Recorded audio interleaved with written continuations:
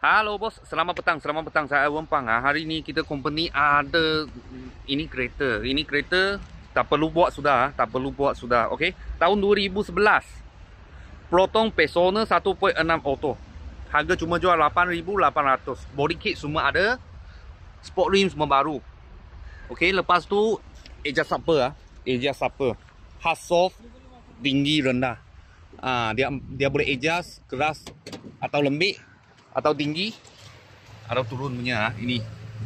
Exhaust gate 4 semua sudah tukar. 4 semua sudah tukar. Aircon sejuk, engine gearbox tak ada masalah. Okey. Lepas tu tayar sport rim tahun 2000, tayar tahun 2025 tak silap 2024 kat sini. Okey, cat kira okey cat kira okey lagi. Kilat lagi dia punya leka, tak ada apa masalah. Dalam macam ni. Aircon sejuk, Android player boleh pakai Android player sudah ada punya. Okey.